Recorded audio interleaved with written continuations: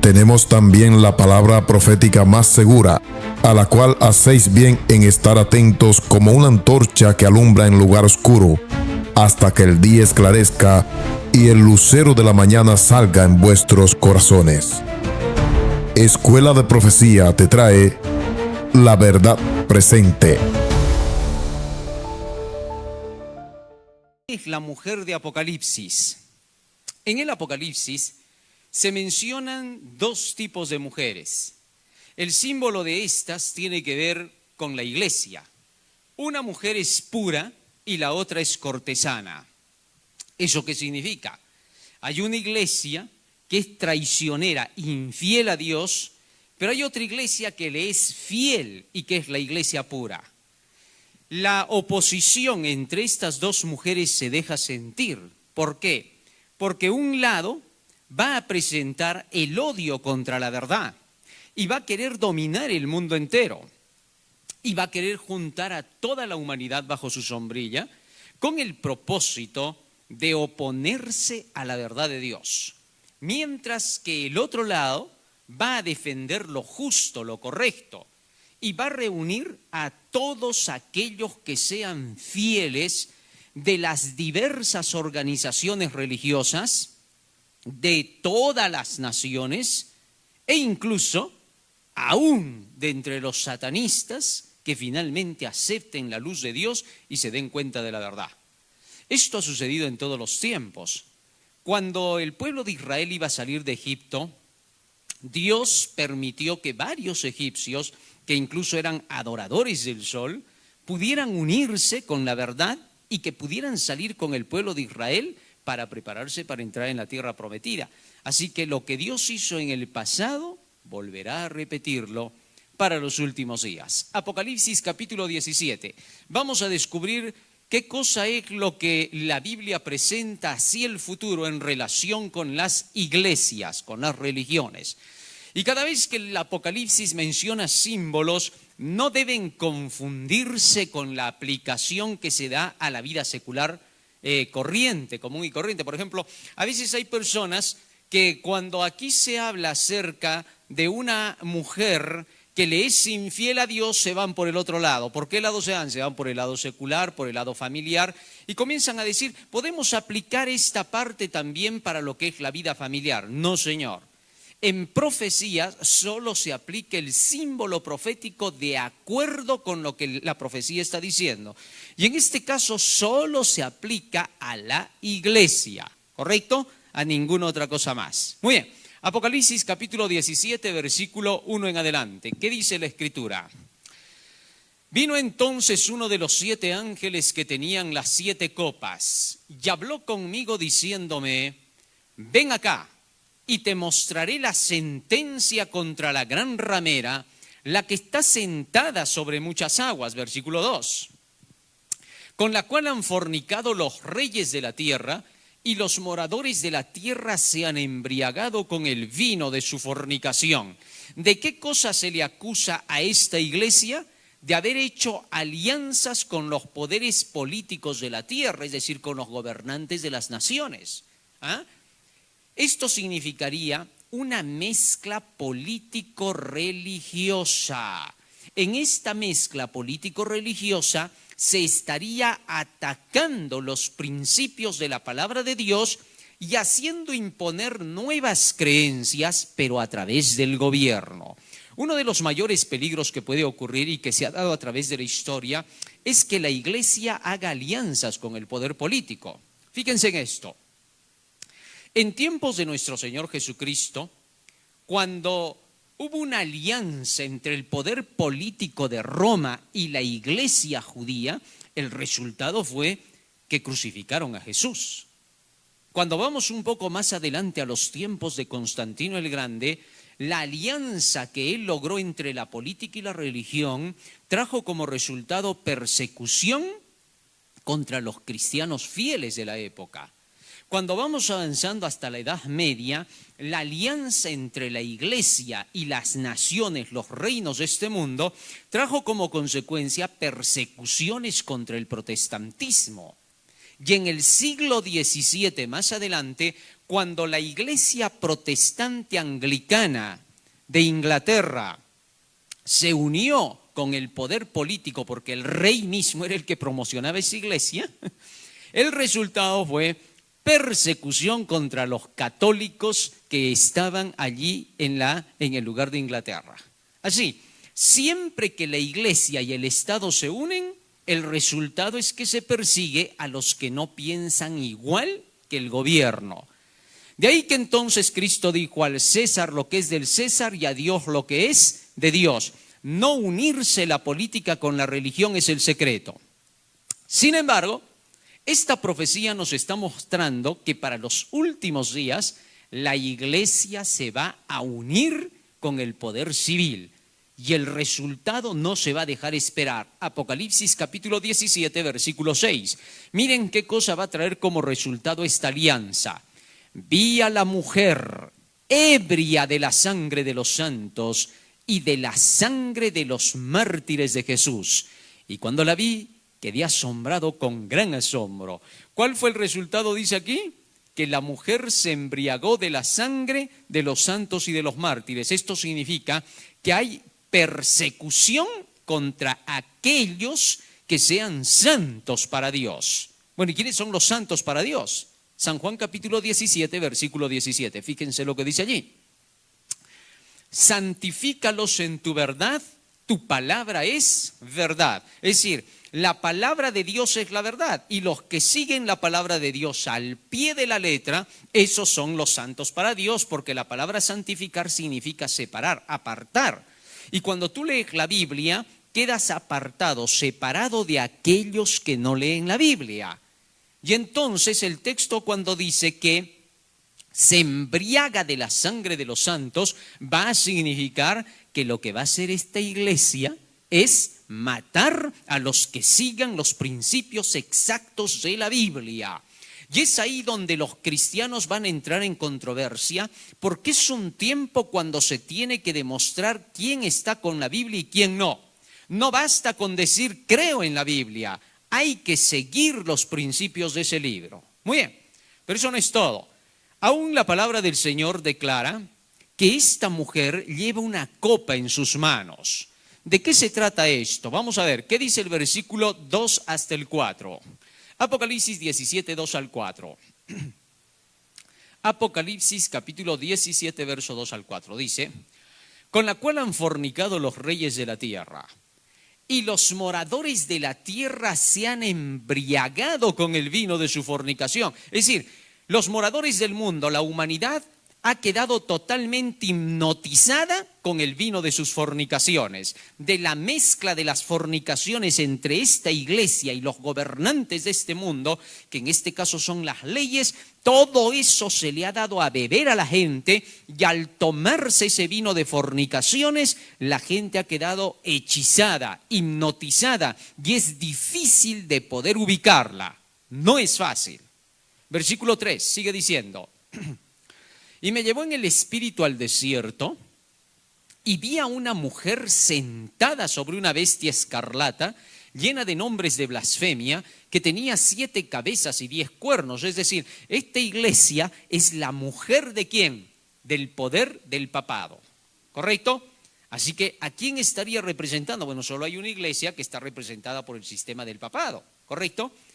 Apocalipsis capítulo 17, verso 9. Fíjense qué cosa se nos dice allí. Esto para la mente que tenga sabiduría. Las 7 cabezas son 7 montes sobre los cuales se sienta la mujer. ¿Dónde dijimos que habían 7 montes anoche?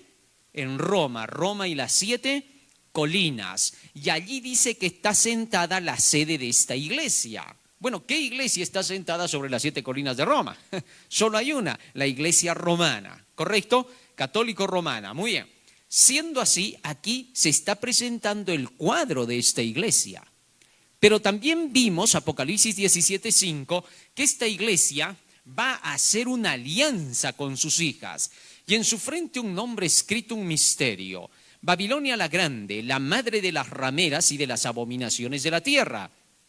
para que se les dé el título de cortesanas también a las hijas, significa que las iglesias que salieron de Roma alguna vez, estamos hablando del protestantismo, las iglesias protestantes, las no católicas, pero que dicen ser creyentes de Cristo, están contadas acá. Pero hemos visto que la característica para poder ser una iglesia ramera significa que ha dejado la ley de Dios, que ha dejado los 10 mandamientos de la ley de Dios. Entonces, todas las iglesias que niegan la observancia de la ley de Dios, que declaran que la ley de Dios ya ha sido crucificada, que solo fue para los judíos y que para este tiempo solo por la fe nos salvamos sin necesidad de obedecer la ley, todas esas iglesias son catalogadas en la Biblia como iglesias rameras, iglesias infieles a Dios porque dejaron su ley. Y todas estas iglesias protestantes que han dejado la ley de Dios van a unirse con la mamá, con Babilonia. Y una vez que se unan entre todas ellas, van a conformar ese bloque llamado Babilonia para estos últimos días. Ahora bien, la iglesia de Roma ya hace tiempo que ha sido denunciada como idólatra y cuando cayó en 1798, los protestantes salieron de ella por completo. Entonces aquí cuando se habla de la caída de Babilonia para los últimos días, más particularmente está hablando de las iglesias protestantes, las hijas, porque esas todavía no han caído. Entonces, tendríamos que poner la mirada ya no en el viejo mundo, ya no en Roma, sino en los Estados Unidos de Norteamérica donde está el protestantismo, porque ahí en Estados Unidos va a ser el movimiento final. Muy bien, así que ahora vamos a poner los ojos ahí, pero vamos a partir desde la madre para poder ver las características de las hijas, ¿ya? Apocalipsis capítulo 17, verso 4. Esta mujer que está sentada sobre la bestia tiene una característica especial.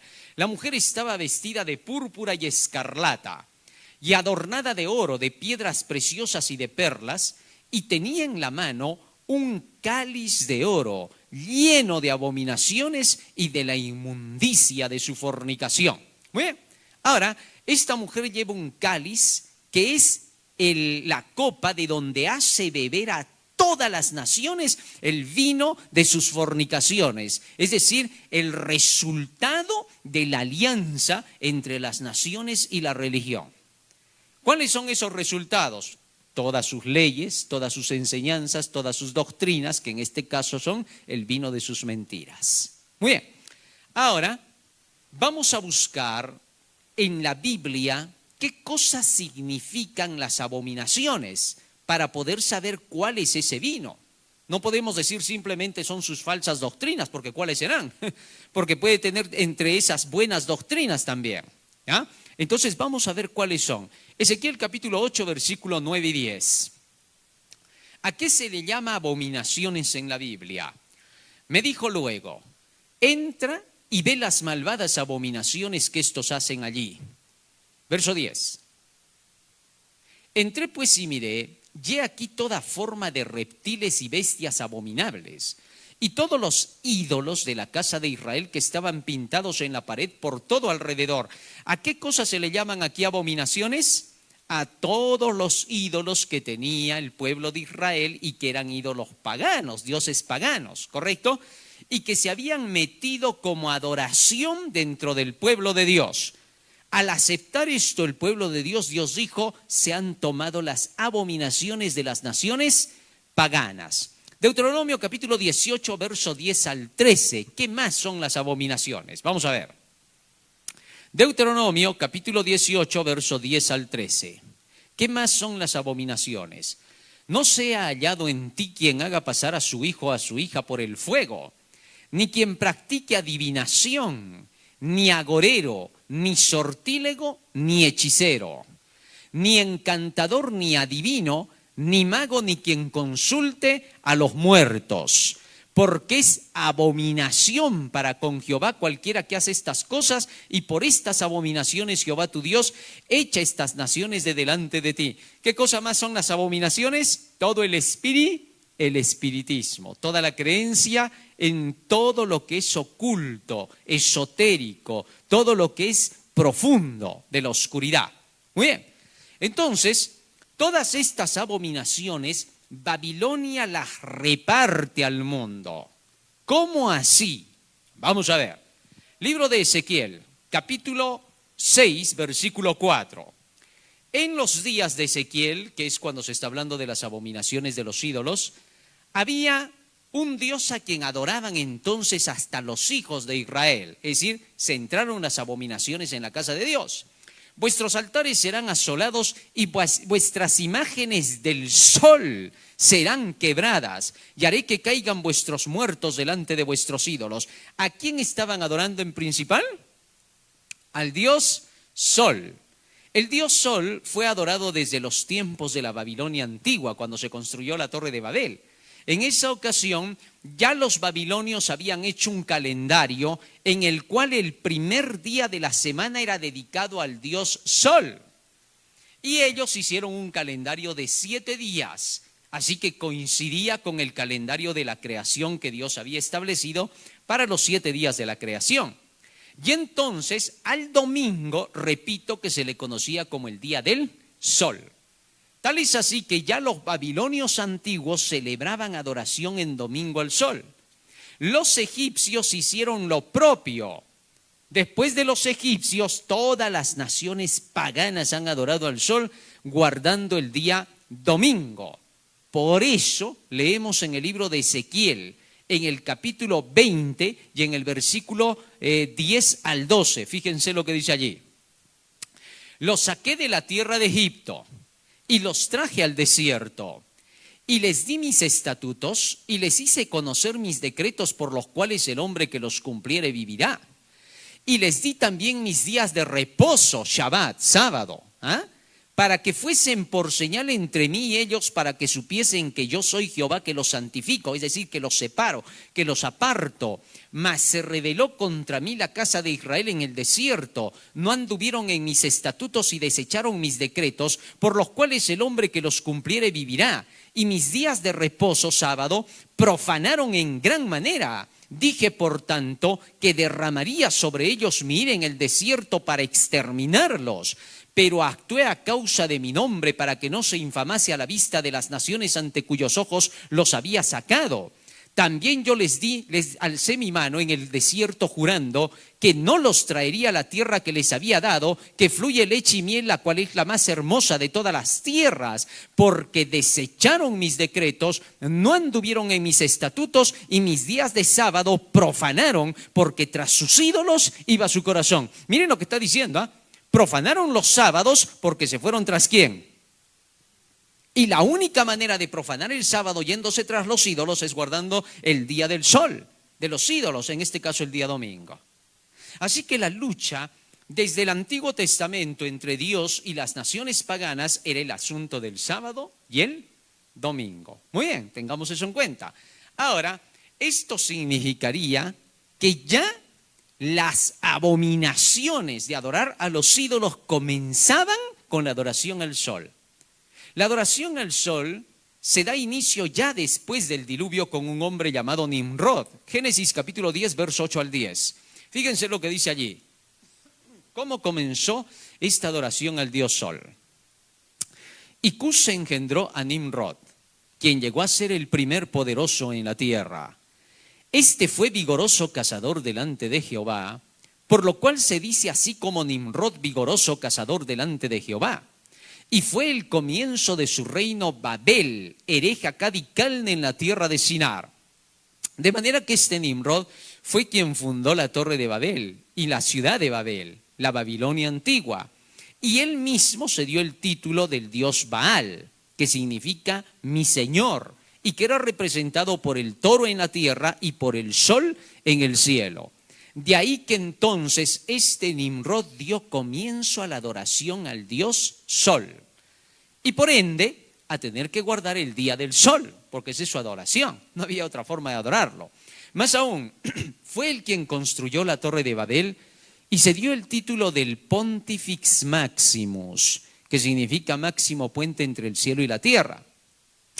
Y se representó con la torre, declarando que esta torre llegaría hasta el cielo, hasta donde moran los dioses.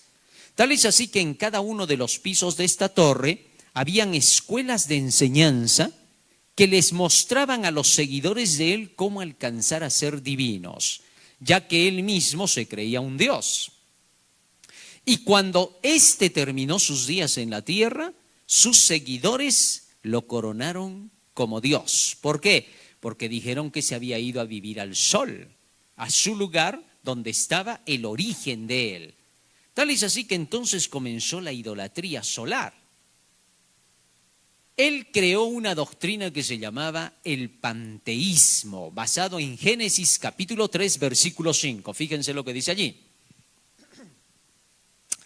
Sino que sabe Dios, le dijo la serpiente a Eva cuando la tentó, que el día que comáis de él, del árbol prohibido, serán abiertos vuestros ojos y seréis como Dios, sabiendo el bien y el mal. ¿Qué cosa le prometió Satanás a la mujer, a Eva? Que llegaría a ser, ¿qué cosa? Una diosa.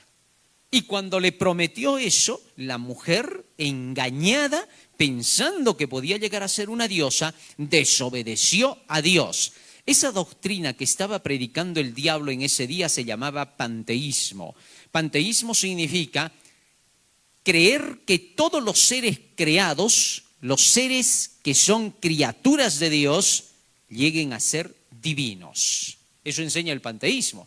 Tal es así que para los panteístas, una vaca es una diosa, un toro es un dios, un elefante es un dios, las estrellas son Dios, el agua es Dios, todos son dioses. Y de ahí que entonces ellos tenían una cantidad inmensa de dioses, los seguidores del panteísmo. Muy bien, así sobre esas bases de lo que Satanás enseñó, comenzó la creencia de que el ser humano no moriría, sino que pasaría a la inmortalidad, convirtiéndose en seres divinos.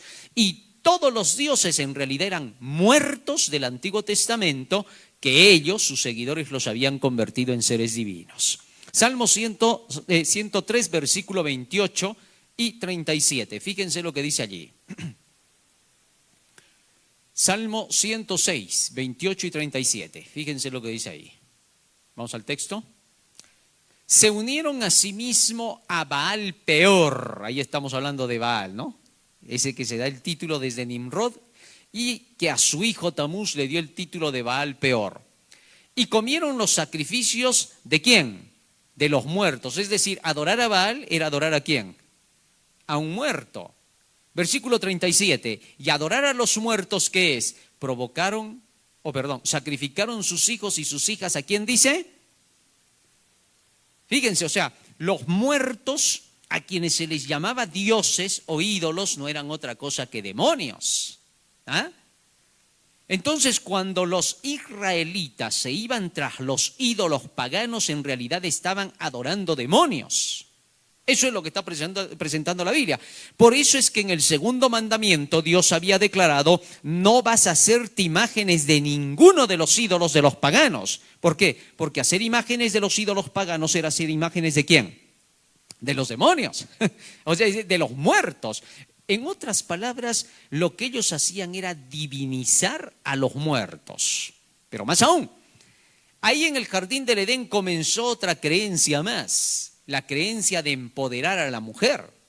Porque entonces Satanás le dijo a Eva que podía ser una diosa y la puso por encima de Adán, por encima del hombre. La mujer, creyéndose superior, creyéndose ahora con todos los derechos que poseía el hombre más los de ella, fue y tentó a Adán y lo hizo comer. O sea, cada vez que se empodera a la mujer, ¿cuál es el resultado? De ahí que desde la antigüedad, en el pueblo de Israel se cuidaba de que vayan a entrar las ideas feministas en él, porque entonces malograrían a todo el pueblo, ya que Dios había puesto al hombre y a la mujer iguales, a la misma altura. Cuando Dios los creó, a la mujer no la creó de los pies ni de la cabeza. No la creó de la cabeza para que no se suba sobre el hombre, ni la creó de los pies para que el hombre la pisotee. La creó de una costilla para que fuese ayuda idónea para el hombre. ¿Correcto? Es decir, sus derechos fueron siempre iguales. Pero la mujer quiso exaltarse sobre el hombre y el resultado fue desastroso hasta el día de hoy. Así, esas creencias se iban mezclando como abominaciones dentro del pueblo de Dios. Pero eso no es todo. Aparte de eso, este hombre se casó con una mujer llamada Semiramis. Vamos a ver algunas cosas acerca de ella. Jeremías capítulo 7, verso 17. Y a esta mujer Semiramis se le dio el título de la reina del cielo, porque se supone que era la esposa del dios Sol. ¿No ves lo que estos hacen en las ciudades de Judá y en las calles de Jerusalén? Verso 18. Los hijos recogen la leña, los padres encienden el fuego, las mujeres amasan la masa para hacer tortas a la reina del cielo y para hacer ofrendas a dioses ajenos para provocarme a ira. De manera que entonces, cuando se menciona aquí la reina del cielo, se está refiriendo a la diosa Luna, a quien le estaban haciendo adoración. Esa diosa Luna, en sus inicios, no era más que Semiramis, la esposa del dios Nimrod o del rey Nimrod de Babilonia. Ahora bien, a esta mujer la adoraban quemándole incienso. ¿Por qué? Porque veían que era extremadamente bella esta mujer y cada vez que pasaba por los principales lugares de la ciudad, todos se postraban y paralizaban de trabajar. ¿Por qué? Porque tenía bastante atractivo. Pero de eso se aprovechó ella, porque cuando murió su esposo Nimrod, ella tomó el reino para poder, ¿qué cosa? Establecer las nuevas creencias. Y todas las creencias las estableció sobre la base de su hijo. Su hijo se llamó Tamuz.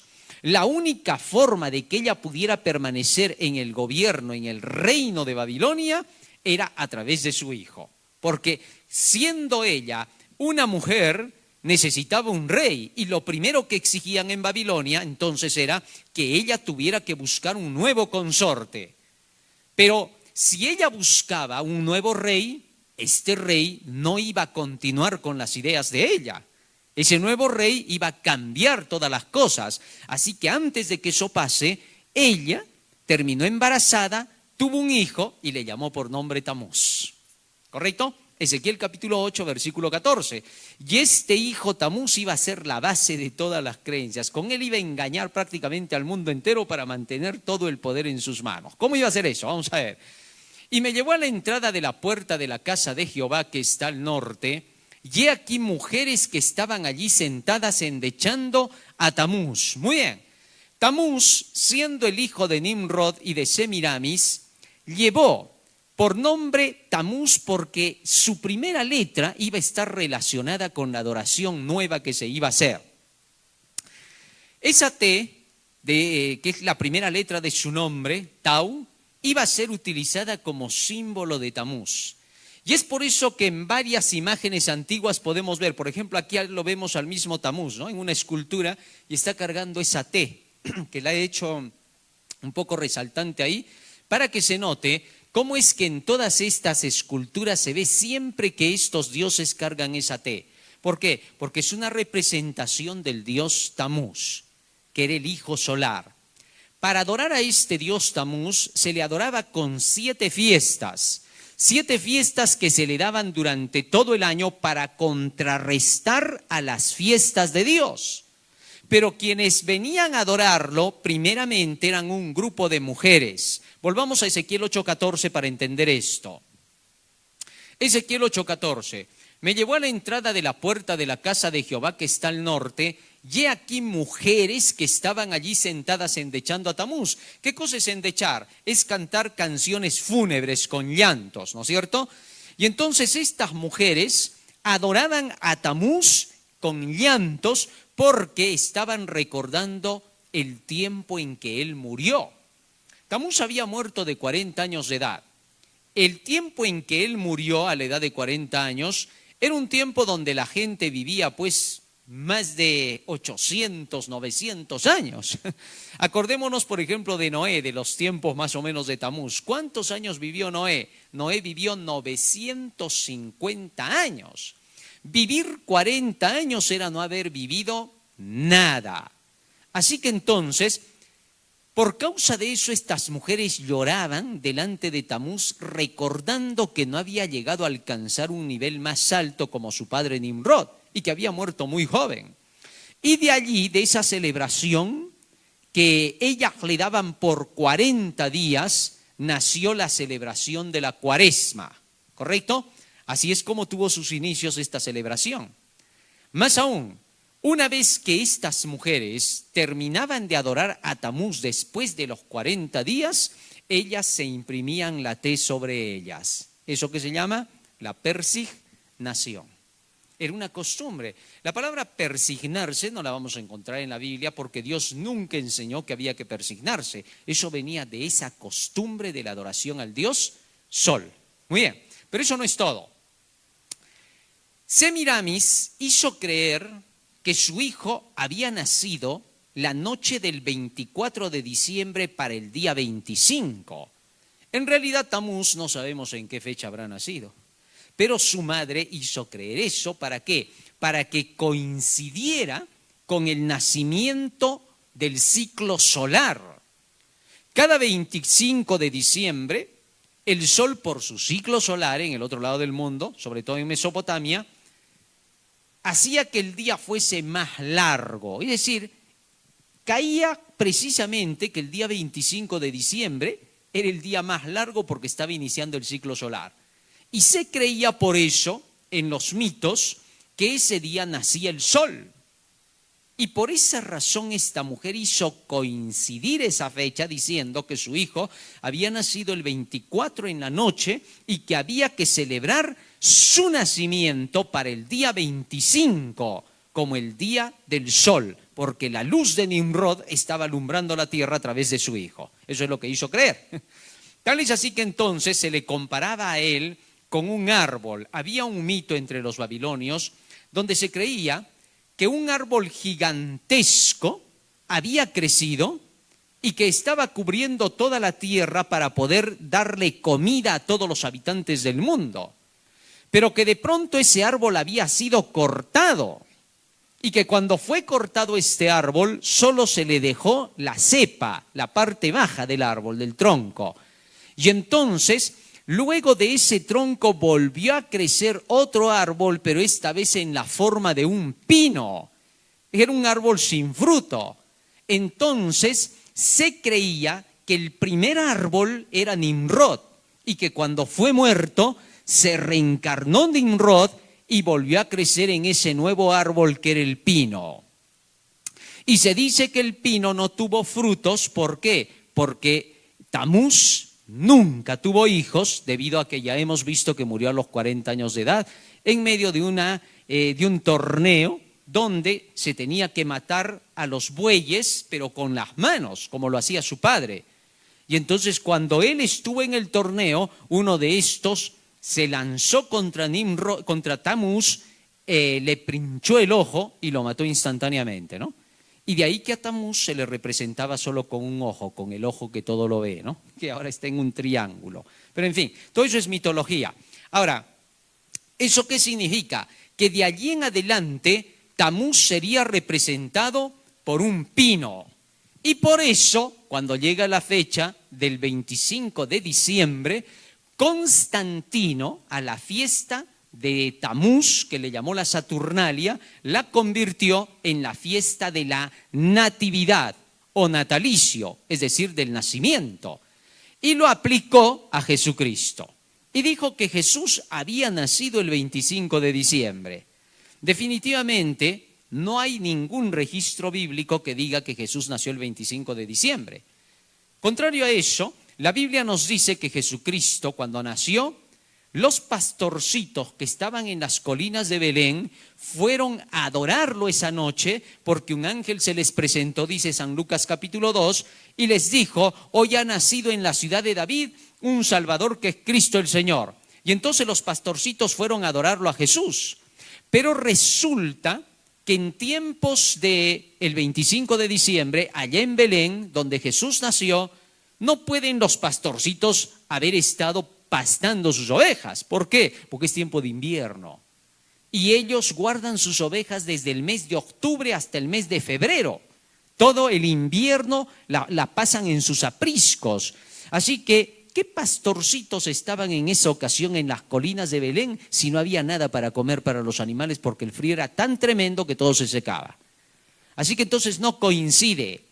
Por las fechas del nacimiento de su primo Juan el Bautista, porque tenía una diferencia de 6 meses, se llega a la conclusión de que Jesucristo podría haber nacido entre los meses de octubre y septiembre, ¿correcto? Esa es la fecha más probable, pero de eso no vamos a hablar ahora.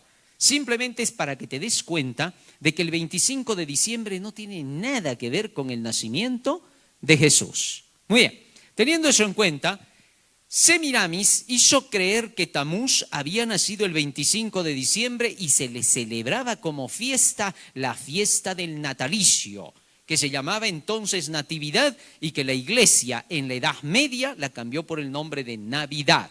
Muy bien, en esa fecha se creía que un viejecito carbonero se metía por las chimeneas para poder traer regalos para los niños. Ese viejecito carbonero, más adelante, que en realidad era un demonio bueno entre los babilonios, pero no hay demonios buenos, ¿no?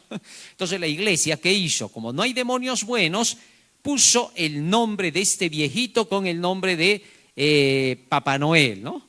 Santa Claus, que ahora se llama, y que ahora la Coca-Cola lo vistió de color rojo con blanco, ¿no? En fin, toda una historia de un duende.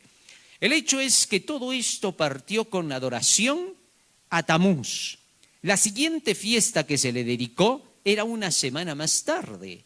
¿Por qué? Porque se creía que ahora el año viejo terminaba y el año nuevo comenzaba. ¿Y cómo se le representaba? Vamos a ver la imagen de el dios Jano. Aquí está el dios Jano, que es la representación del mismo Tamuz, pero para el mes de enero.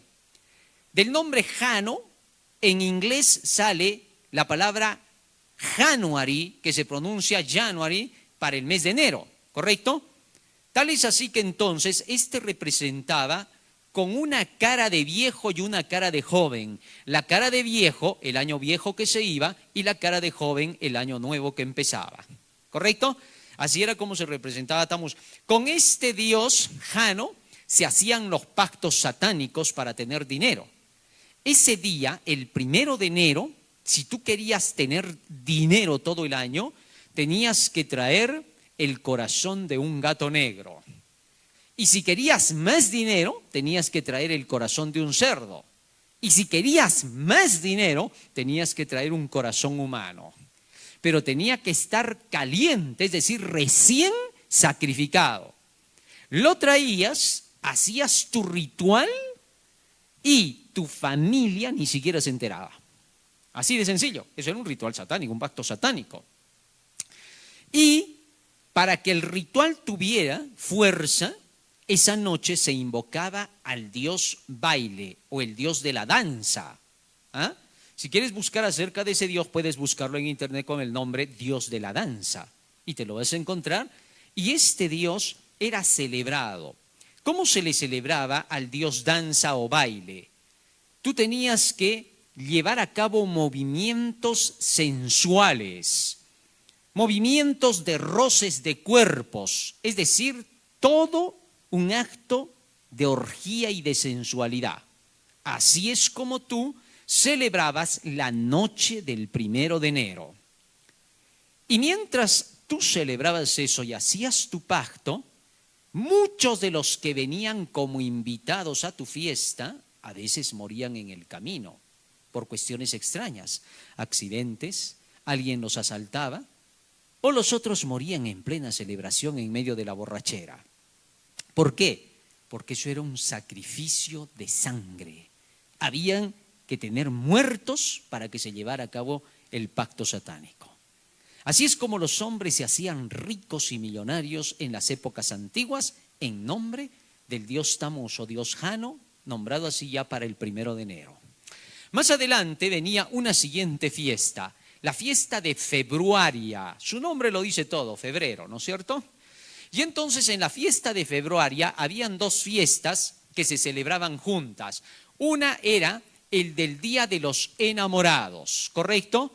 La fiesta del amor ardiente, donde el principal actor era ese angelito con sus flechas, ¿no? Cupido, el angelito de los enamorados.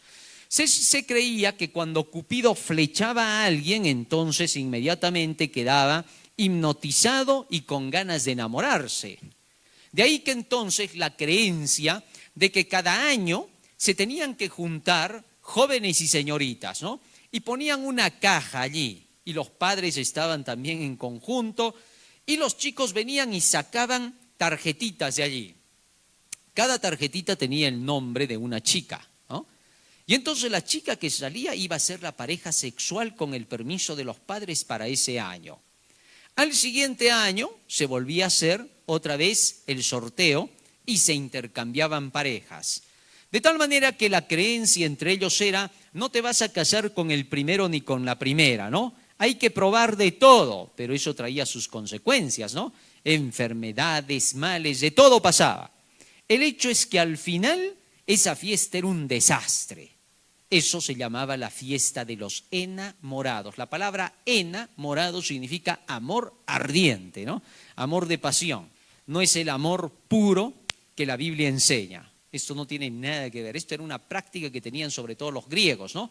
Pero en fin, juntamente con esta fiesta venía otra, una fiesta de orgía y de borrachera, que era la fiesta de la bacanal, conocida también como la fiesta de la carne que pasa. ¿Por qué se decía la carne que pasa? Bueno, porque en esta fiesta se creía que los dioses pasaban en un carruaje por el cielo en plena orgía y borrachera, y por eso se decía la carne que pasa, carnaval. Correcto, de ahí viene ese nombre carnaval, significa la carne que pasa. Y entonces se dedicaba en esa fiesta al dios Baco, por eso se llama las bacanales. El dios Baco era el dios de la borrachera, del vino, y el dios Momo era el dios del homosexualismo y la prostitución. Tal es así que estos dos dioses eran adorados. Y entonces los hombres en la tierra tomaban unos artefactos en sus manos para ir golpeando a las mujeres en partes específicas, haciendo creer con eso que las estaban fertilizando. Y les echaban agua porque se creía que el agua era símbolo de los gametos masculinos. Y de esa forma se adoraba alrededor de una fogata, alrededor del fuego. Y entonces daban vueltas durante toda la noche echándose agua y terminaban dándole homenaje al fuego. Así nació la fiesta de la candela. Esa fiesta de la candela es ahora celebrada entre los países de Bolivia y Perú sobre todo, ¿no? Con la famosa fiesta de la Candelaria. De ahí es que viene sus orígenes desde Roma. Y la fiesta de la Candelaria es una fiesta de colorido, pero toda está llena de orgía, de desnudez, mujeres semidesnudas para provocar a los hombres a los ritos de fertilización. ¿Por qué? Porque se creía entonces que había que provocar a los dioses para que fertilicen a la tierra, que el sol pueda producir nubes para que la tierra sea fertilizada y así la agricultura mejore. Porque todas las fiestas estaban relacionadas con la agricultura entonces. De manera que entonces el rey salía, el principal, junto con la principal hechicera que era la reina. Y en medio de todo el pueblo, ellos llevaban a cabo un rito de fertilidad público y todos tenían que seguir lo que el rey hacía. Quien no hacía el rito de fertilidad debía de ser inmediatamente sacrificado a los dioses. Ahora la gente quería huir en esas épocas, porque el resultado de esto eran enfermedades venéreas que mataban a miles, porque entonces no había cura para los males. Así es como entonces los emperadores aprovechaban para reducir población, porque ellos no querían demasiado gente en sus naciones, querían poca gente para poder dominarlas, gobernarlas y esclavizarlas con facilidad. De ahí vienen las ideas de reducir población al estilo maltusiano ahora, ¿no? De tener que reducir población mundial para poder tener sometida a la humanidad y esclavizada, que no traspase de un nivel. Cuando está creciendo mucho la gente, dicen, hay explosión demográfica, tenemos que reducir población, ¿no? Y de ahí le sacaron pues las ideas a Bill Gates, ¿no? Cuando Bill Gates dice, una forma de reducir población debe de ser vacunando a la gente, y de ahí salió pues todo esto de la vacunación, que se ha hablado un montón de cosas, ¿no? ¿Por qué? Porque él se atrevió a decir que con eso iban a reducir la población al 10 o 15%. Y parece que lo están haciendo, ¿no? Después de todo. Pero en fin, el hecho es de que así es como se celebraba la fiesta de la Candelaria. Juntamente con esa fiesta estaba la Diablada. Una fiesta también de borrachera, de orgía, donde las mujeres, igual las diablillas, ahí las tenemos, salían semidesnudas para provocar a rituales con los hombres, ¿no? De ahí que el famoso dicho, ¿no? Si tu esposo o tu esposa se van solos a esa fiesta, es porque les estás mandando a fertilizar para adorar a los dioses. Sin duda, ¿no? Es una fiesta de borrachera y de orgía. Muy bien. Aparte de esta fiesta venía otra más adelante que tenía que ver con la diosa Gea. Y era la fiesta de la diosa madre. En esa fiesta, ¿qué cosa pasaba? Los esposos daban permiso a sus esposas. Aquí vemos a Gea, ¿no? Que le daba permiso a sus esposas. Gea es la tierra, la diosa madre que le llaman Santa Tierra Pachamama, ¿no? Aquí en el Perú y en otros lugares se le llama Nuestra Madre Tierra. Entonces, ¿qué pasaba en estas fiestas? Los esposos daban permiso a las esposas para que se divirtieran con los gladiadores de la época. Esta fiesta fue repuesta otra vez en el siglo XVIII y XIX y se le dio el nombre del Día de la Madre. Y en los círculos de la alta sociedad todavía se practica esto no con gladiadores sino con strippers, ¿no? ¿Para qué? Para hacer que se reavive la fiesta antigua. Juntamente con eso se le hacían pagos a la diosa Gea, a la diosa madre. De ahí vinieron los famosos pagos a la tierra que hasta el día de hoy muchos practican, ¿no? Y que cuando se le pagaba a la tierra, a la diosa madre, en realidad se le estaba dando ofrendas a Satanás. Porque las ofrendas en realidad son para Dios. Y el reconocimiento es para Dios porque en el pasado se pedían las primicias de todos los embrios para Dios, para que Dios multiplicara las bendiciones. No obstante, ahora todo es para la diosa Gea. La diosa Gea también era llamada la ninfa entre los babilonios y la ñusta entre los peruanos y los bolivianos, ¿correcto? Y representa directamente al poder satánico. Así que todo eso es una práctica diabólica. Pero eso no es todo. Luego de esta fiesta venía la muerte del sol, que se llama también Inti Raymi, una fiesta totalmente sangrienta, donde se traía una cabra para tener que sacarle el corazón caliente cortándole el pecho. El que sacaba la tráquea y el corazón y los pulmones debía de sacar latiendo todavía el corazón para la bendición de Inti, ¿correcto? Pero ¿qué resulta? Cuando el hombre fallaba, se hacía lo mismo con el hombre. Esa pintura que tenemos ahí, de lo que pasaba en el tiempo de los incas, es una memoria de cómo se sacrificaban seres humanos también cuando fallaban en el acto sacrificial que tenían que hacer con la cabra, ¿no? Y ahora, es increíble, pero esta fiesta está volviendo a resurgir, ¿no? Dicen que lo están haciendo por arte, pero en tiempos de los incas también decían que era arte. Y que lo hacían solamente como una memoria para el dios Inti. Y ahora se está volviendo a hacer lo mismo. Así que estamos repitiendo estos males diabólicos, ¿no? Muy bien, y luego venía una tremenda fiesta, la del cumpleaños de Satanás, ¿no? La peor de toditas, la fiesta de la hechicería y la brujería, Halloween. Esta es la peor de toditas, ¿no? Es una fiesta diabólica, día en que se inician los brujos hasta el día de hoy. Esta fiesta fue iniciada por los druidas en tiempos antiguos, ¿no? Y los druidas se reunían en un lugar donde estaban unas piedras especiales, que ahí las podemos ver, en las cuales todos estos comenzaban a invocar la presencia de su maestro, que en este caso es Satanás. Y una vez que Satanás venía, se presentaba en medio de una estrella que ellos hacían. Ahí vemos esta estrella de 5 puntas, la estrella del pentagrama, con el círculo que representa al mundo, ¿no? La estrella es Satanás. Él se presenta en medio de esa estrella, mientras las que se van a iniciar para brujas comienzan a caminar entre la estrella, se paran en las 5 puntas y luego comienzan a echarse sobre la estrella, que representa a que se están haciendo esposas de Satanás. ¿Correcto?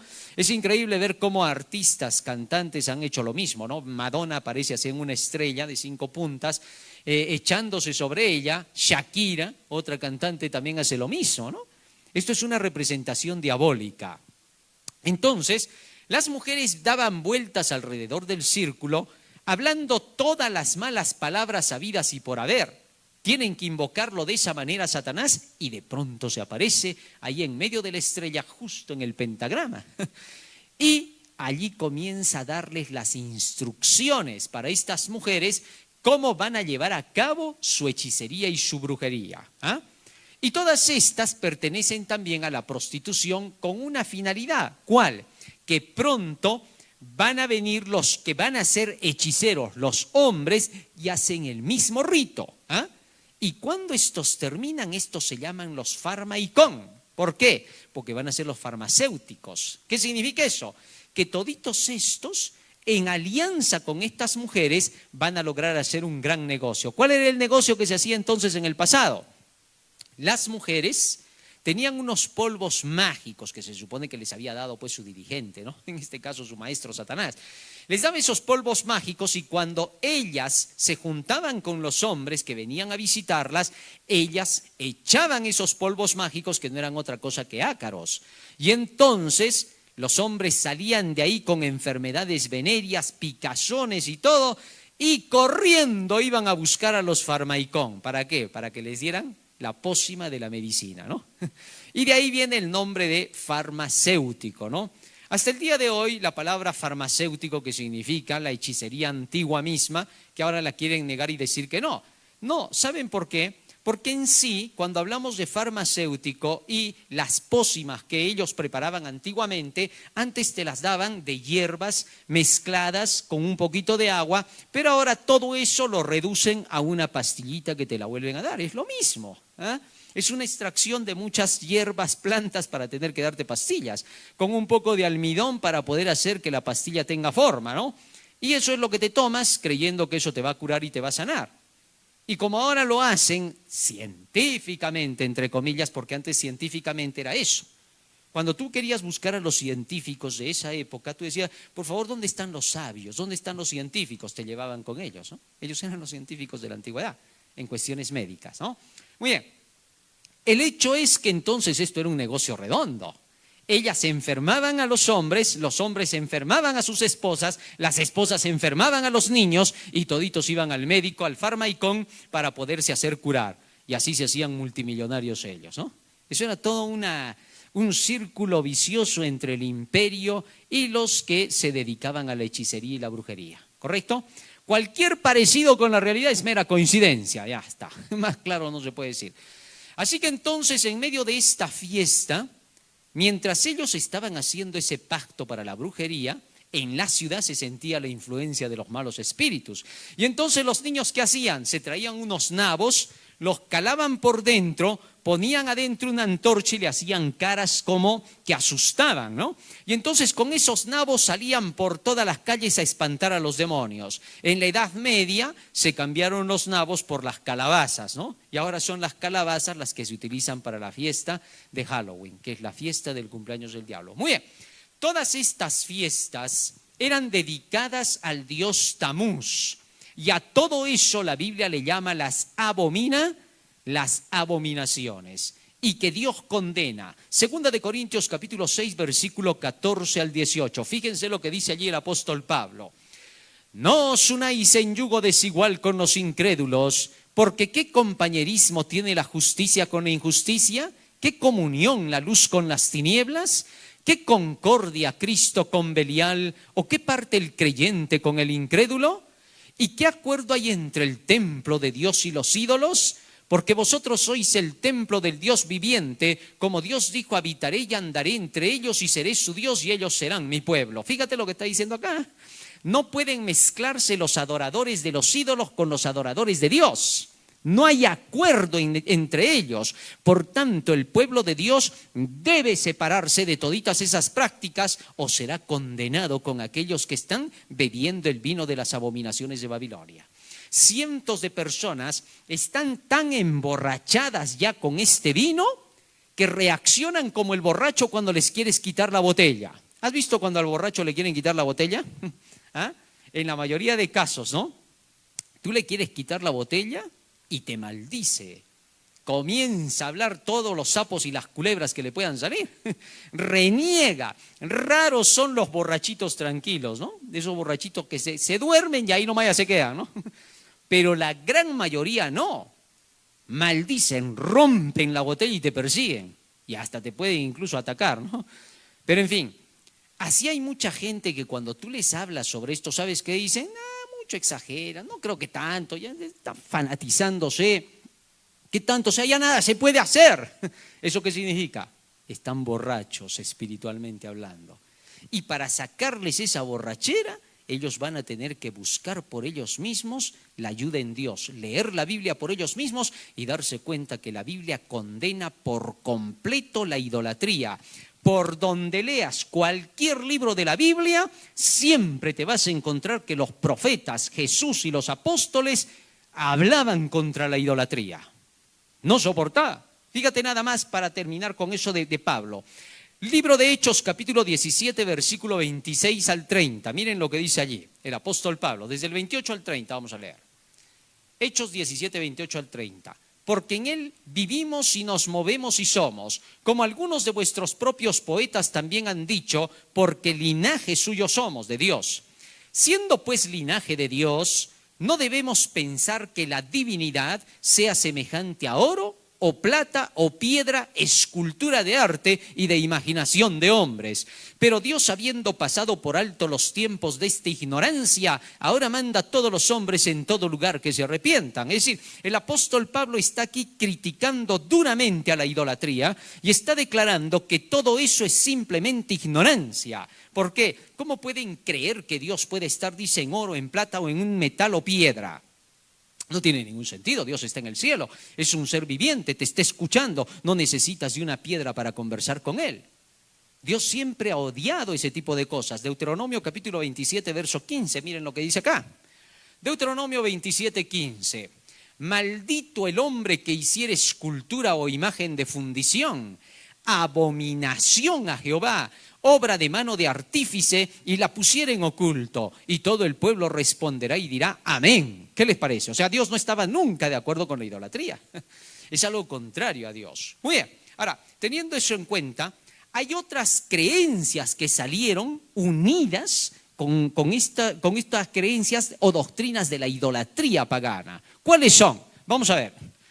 Todo esto nace de allí: las filosofías, el tarot, la cábala, el ocultismo, la alquimia, la teosofía, la metafísica, la astrología, la cartomancia, la herbolaria, la numerología, la magia, la hechicería, la agorería, adivinación, angeología, el protocomunismo, el comunismo, la razón, el romanticismo, el existencialismo, el gnosticismo, el agnosticismo, el evolucionismo, iluminismo, perfeccionismo, socialismo, materialismo, cienciología, la creencia en los extraterrestres, lo paranormal, la psicología, la parapsicología.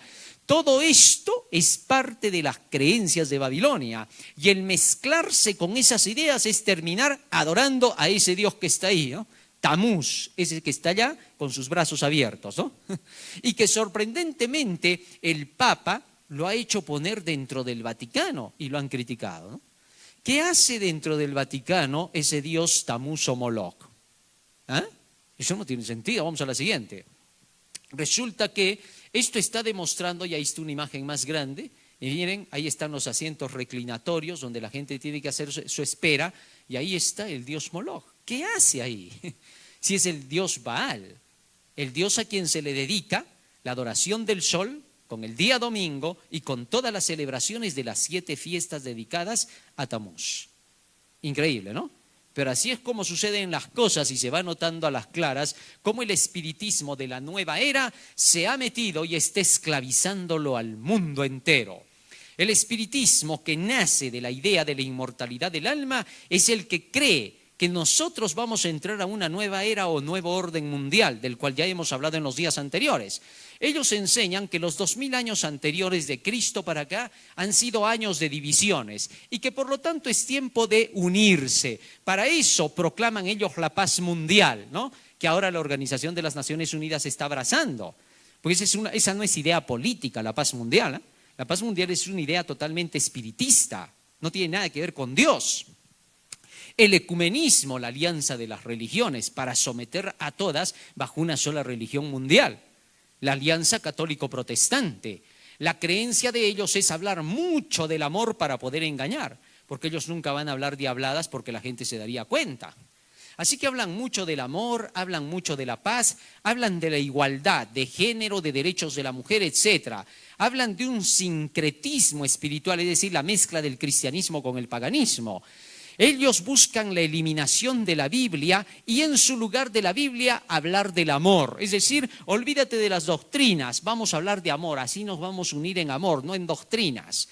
Eliminar el fanatismo de las profecías. Ellos odian las profecías, no las soportan porque dicen que asusta a la gente y desvía a la gente. Ellos promueven la llamada unidad, pero entre ellos, en sus ideas, no en las tuyas. Ellos buscan exaltar al profesional que apoya estas ideas y con eso lograr el nuevo orden mundial.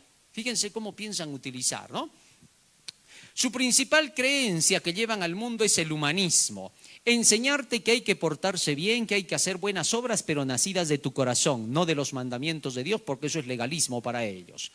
Según ellos, la nueva era inició en marzo del 2021 y había que taparse las bocas y la nariz porque solo había que mirarse los ojos porque íbamos a entrar en un estado superior donde solamente nos íbamos a ver con el ojo de la inteligencia, ¿no? Y todo eso lo vimos pensando que era una pandemia, pero no había sido, ¿no? Lo que fue la introducción a la nueva era. Había que guardar distanciamiento social porque ellos dicen que para entrar a la nueva era se tienen que separar los pececitos en el acuario, Piscis, ¿no? Mirar solo los ojos. Ellos promueven el calentamiento global y dicen que existe el calentamiento global, a pesar de que la ciencia ha demostrado que no existe, ¿no? Que es una mentira ese asunto del calentamiento global, que el cambio climático, nada está confirmado, solo es una teoría. Esa teoría partió en el año 1950 con fuerza, ¿no? Basada en unos idealismos del año 1800. Tal es así que esta teoría del calentamiento global comenzó a introducirse en el mundo y varios comenzaron a apoyar el hecho de que se estaba calentando la Tierra, que se están derritiendo los casquetes polares, cuando solamente ese es un proceso transitorio, ¿no? Varios científicos han concluido, más de 1000 científicos, en que eso del calentamiento global solo es un negocio que se está haciendo con la humanidad, que no le engañen, ¿no? Y que todo eso que se está viendo de los terremotos y desastres más es manipulación por cambios de clima hechos por mano humana y no por la naturaleza. ¿Correcto? Muy bien, de eso ya hemos hablado también el primer día. Los movimientos verdes que pertenecen a todo ese movimiento del satanismo de la nueva era, ¿no? Y la llamada ecología. Ahora también existe la palabra ecocidio. La inventaron a pesar de que no está en la Real Academia, ¿no? Pero que recién ahora seguramente la van a incluir. ¿Qué será? Muy bien. La nueva era tiene algo especial, practica el eclecticismo, que es el efecto camaleón, es decir, se adapta a todos. Si tú predicas algo, saca de tu predicación la parte que le interesa y comienza a predicarlo, hace apología a lo tuyo y parece que estuviese predicando lo tuyo. Y a las finales con todo eso busca el ecumenismo, la alianza para poderse juntar con eso. Con esto hace caer a todas las iglesias. ¿Por qué? Porque el ecumenista que participa de la nueva era del satanismo, cuando viene a tu iglesia, te habla cosas muy parecidas a tu creencia. Y tú dices, está bien lo que está diciendo. Y en las demás creencias que te hacen iglesia soberana, lo que te diferencia de las demás, no te lo mencionan. Y cuando tú le dices, hermano, usted que nos está hablando tan bonito ahí adelante, ¿no? Hermano, ¿y esta otra creencia? ¿Por qué usted no habla? ¿Por qué no dice? No, hermanos, está bien, es bonita la creencia, pero eso nos divide, no nos une con los demás. En lugar de estar peleando por doctrinas, deberíamos como cristianos unirnos en amor. Jesús enseñó a amarse, a estar unidos, juntos. Jesús dijo para que todos sean uno, entonces tenemos que unirnos, hermanitos. Y como los hermanitos a veces no conocen, caen de incautos y dicen, está hablando bien, pues no está diciendo nada malo. Pero Jesús jamás te ha dicho que te unas en sentimientos, te ha dicho que te unas en creencias, en doctrinas. Así que si ellos niegan alguna doctrina y no quieren aceptarla, son divisionistas. Así se reconoce, por ejemplo, pastores hay que están metidos en eso, ¿no? Cuando un pastor no quiere predicar todas las doctrinas de la iglesia y solo lo que le conviene, doctrinas del noviazgo, amor, matrimonio, pero no quiere hablar sobre profecías, identificación de la iglesia, creencias de la iglesia, entonces ese pastor es un falso pastor. Está siendo financiado por lobbies que están detrás para poder engañarle al pueblo. Si tú a ese pastor le dices, pastor, usted está siendo financiado, no, eso te mienten los fanáticos, te va a decir. Astutamente te va a cerrar la puerta para que no investigues más. Y si sigues investigando, te va a hacer disciplinar de la iglesia, te votan. Y te van a decir que eres divisionista, que estás contra la organización y toda una serie de mentiras para desacreditarte. ¿Por qué? Porque las armas del diablo son desacreditar a la persona para que nadie cree en ella. Así, simple, ¿no? Y cuando no pueden atacarte por ahí, te atacan directo a ti. Esas son las armas del demonio. Eso utilizó en el cielo contra Dios y lo utiliza en la tierra. Pero en fin, así es como funciona entonces el eclecticismo. Lo más sorprendente es que ahora encontramos al Papa también mezclado con el sistema verde. Y él también pide ahora un gobierno mundial, es decir, un nuevo orden mundial. El cambio climático es real, dice, y peligroso. Se necesita un nuevo sistema de gobierno mundial. Eso se llama la nueva era. Y él dice que ese gobernante que va a gobernar al mundo tiene que ser alguien que defienda el asunto de la contaminación. Él es el único que anda hablando de eso. Con su carta Laudato Si, él ha revivido la idea del calentamiento global. Recordemos esto, miren, en el año 2014, un grupo de más de 30.000 científicos hablaron de que iban a investigar sobre esto del calentamiento y llegaron a la conclusión de que no había calentamiento. Pero en el año 2015 el Papa sacó su carta Laudato Si y volvió a hablar sobre el calentamiento y él dijo que sí era real. Y debido a que él dijo eso, ahora es que se habla del cambio climático. Ya no es por cuestiones de científicos, ni siquiera es por las ideas de Al Gore con su famoso documental de Una verdad incómoda. Ahora es por el Papa. En otras palabras, él se ha vuelto verde. Y es por eso que lo pintan al Papa ahora con fondos verdes, ¿no? El Papa ecológico le llaman. Y él mismo es el que ha hablado de ecocidio. Ahora está mezclando ese asunto con el cristianismo que no tiene nada que ver. ¿Ah? Muy bien, pero sigamos avanzando.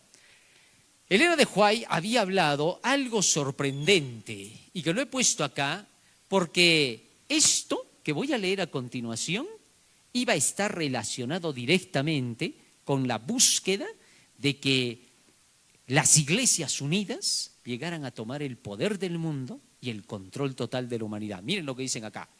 Estos tienen un mismo propósito, hablando ella de la alianza de todos los poderes políticos y religiosos a nivel mundial. ¿Cómo pudo escribir esto hace 100 años, ¿no? Si eso recién se está cumpliendo ahora. Estos tienen un mismo propósito.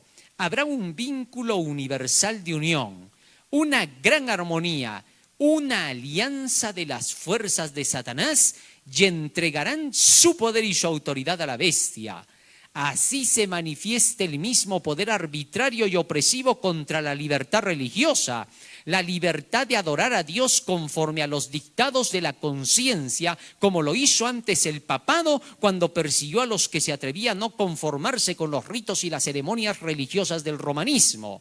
En la lucha que se librará en los últimos días, estarán unidos en oposición al pueblo de Dios todos los poderes corruptos que se han apartado de la lealtad a la ley de Jehová.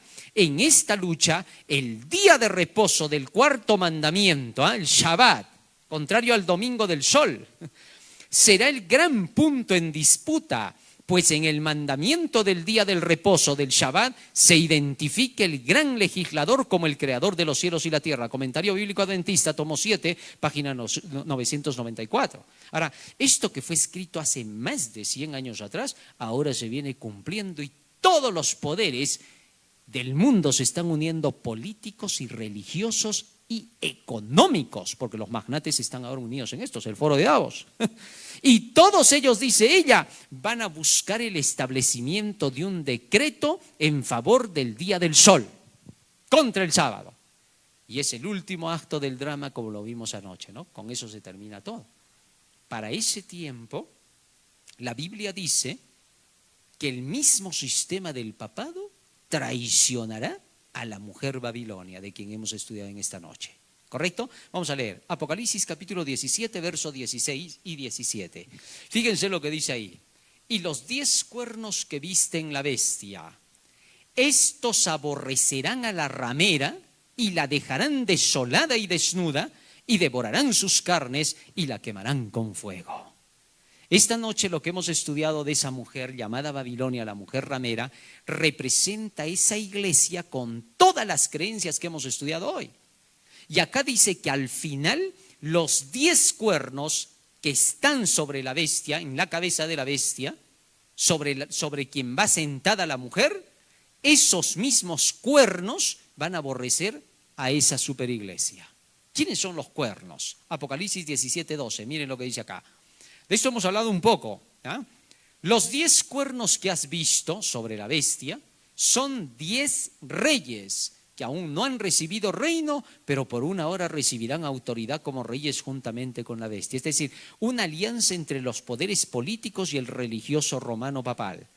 Cuando estos hagan alianza, después de haber utilizado a la gente, porque la iglesia es la gente, ¿no? La palabra iglesia viene del término eclesía, conjunto de personas. Toda esa gente que adoró al poder del papado y lo ayudó, va a terminar siendo traicionada. Y aquí dice claramente que será quemada y destruida. Y eso ya no va a dejar de pasar. Y por esa razón es que Vigano, de quien hemos hablado también anoche y antenoche, ¿no? Que es un ex arzobispo, que era nuncio en los Estados Unidos y que ahora ha sido excomulgado por el Papa en estos días, por lo que él le ha reclamado al Papa y ha dicho que ha traicionado a la Iglesia, porque está cambiando las doctrinas, se ha unido con el Foro de Davos, se ha unido con el espiritismo, con los magnates de la tierra, y a la Iglesia la ha dejado abandonada. ¿Qué cosa significa que el Papa abandone a la Iglesia? Cuando el Papa comienza a predicar creencias nuevas contrarias a la doctrina establecida de su Iglesia, ¿no? Y Vigano reclama que cómo es que este Papa ha dejado las doctrinas cardinales de la Iglesia Católica y está haciendo introducir creencias nuevas que son seculares, con el fin de aceptar a los LGTBQ+, al feminismo, con el fin de aceptar ideas que son totalmente orientales, de otras religiones paganas, musulmanes, y ha hecho alianzas con ellos. Entonces Vigano reclama y dice, este Papa ha traicionado a la Iglesia, porque se ha unido con los grandes del mundo, los gobernantes de la tierra. Y según la profecía, todos estos poderes unidos de los gobernantes de la tierra, los magnates de la tierra y los líderes de la Iglesia, del sínodo de la Iglesia, todos se van a unir y la van a traicionar a su propia Iglesia y la van a asesinar. ¿Y cómo va a ser eso? De eso vamos a hablar en el próximo tema, mañana. Ahí vamos a descubrir cómo es que estos poderes unidos van a traer destrucción sobre la tierra. Ya nos están amenazando de un terremotazo que va a haber, ¿no? Y que va a matar a millones. No solo eso, sino de una tercera guerra mundial. No solo eso, nos están amenazando de que van a haber enfermedades pandémicas. Ya en Ecuador están sobresaltados porque dicen que ahora la fiebre amarilla, que hay que vacunar otra vez a la gente, pero la gente se está rebelando, ¿no? La gran mayoría ha despertado y se han dado cuenta de que todo solamente es una financiación del Fondo Monetario con las farmacéuticas para poder sacarle riquezas a la gente, ¿no? Entonces esto está trayendo ya bastantes cosas, pero nos dicen que se vienen peores cosas. ¿Qué significa? Que lo que se está buscando es exterminio de la humanidad. Eso es lo que presenta la profecía. Pero de eso, repito, que vamos a hablar mañana. Muy bien, 2 personajes que están en la mira del mundo en este momento son ellos. En el poder religioso está Vigano y en el poder político los Estados Unidos, ¿no? Donald Trump, quien está luchando contra esos poderes. Y ojalá permanezca así. Hay que orar para que así sea, que no vaya a inclinarse por el lado de la presión dominical, ¿no? Porque imagínense, luchando tanto contra el ocultismo este presidente y que de pronto se da un decreto dominical, lo mismo que nada, ¿no? Sigue adorando al sol, no tendría ningún sentido, ¿no? Así que hay que orar para que el Señor le dé fuerzas, para que no se incline por ese lado y pronto tengamos que terminar con un decreto que vaya en contra de los principios de Dios, no puede permitirse, ¿no? Muy bien. Esto es lo que viene pasando ahora en la Iglesia Católica y con esto cerramos nuestro tema. ¿Qué hay detrás del enfrentamiento entre el Papa Francisco y los jerarcas ultraconservadores en Estados Unidos que son hostiles a sus reformas? Resulta que varios de los representantes de la Iglesia Católica en los Estados Unidos se están poniendo en contra de Francisco. ¿Correcto? ¿Por qué? Porque se están dando cuenta de que Francisco ha dejado por completo el camino de Dios, ¿no? Vamos a la siguiente, miren ahora esto. Aparte de Vigano, vamos a la siguiente, vamos avanzando un poquito más. Miren a este otro cardenal, el cardenal Burke, ¿no? Él está en contra también de Francisco, su oposición vocal a diversas iniciativas papales, especialmente aquellas que abogan por reformas progresistas, así como su desacuerdo con el enfoque progresista del Papa. Las ideas progresistas de Francisco, que son de la izquierda, son totalmente aborrecidas por aquellos sacerdotes que aman su iglesia y aman la doctrina bíblica, ¿no? Así que por eso se ha dividido la Iglesia Católica. Los creyentes en la Biblia y los creyentes en la Iglesia del Sínodo, ¿no? Por acá tenemos a otro también que se ha revelado, ¿no? Vamos a la siguiente para poder leer un poco de él. Nombrado por el difunto Papa Benedicto en 2012, Strickland lanzó una serie de ataques contra los intentos del pontífice de actualizar la posición de la Iglesia en temas sociales y de inclusión como el aborto, los derechos de las personas transgénero y el matrimonio entre personas del mismo sexo. Es decir, está reclamándole al Papa por qué está permitiendo que esas creencias que son totalmente seculares, mundanas y diabólicas estén siendo introducidas a la Iglesia. ¿Ah? Esa es la guerra que se está dando, curas y obispos contra el Papa Francisco, para que te des cuenta de que la Iglesia romana se ha dividido en dos, ¿no? Las protestantes igualmente están divididas toditas en dos grupos, los que estudian la Biblia y los liberales, el trigo y la cizaña separados mundialmente. Así que todos los que están en contra del ecumenismo están prácticamente en favor del tercer ángel, porque el tercer ángel denuncia la alianza entre la bestia y su imagen y la marca que van a imponer. Entonces, cuando ellos se oponen al ecumenismo, se están uniendo de parte del tercer ángel. Ahora, la gran prueba va a ser la marca de la bestia, el sábado o el domingo. Cuando todo eso suceda, las películas del Hollywood nos están mostrando cuál va a ser el final que llegará al mundo, ¿no? Ya nos están concientizando más o menos para lo que piensan hacer. Miren esto que va a ocurrir hacia los últimos días y que lo hemos pasado durante toda la semana. Tenemos también la palabra profética más segura, a la cual hacéis bien en estar atentos como una antorcha que alumbra en lugar oscuro, hasta que el día esclarezca y el lucero de la mañana salga en vuestros corazones. Escuela de Profecía te trae la verdad presente.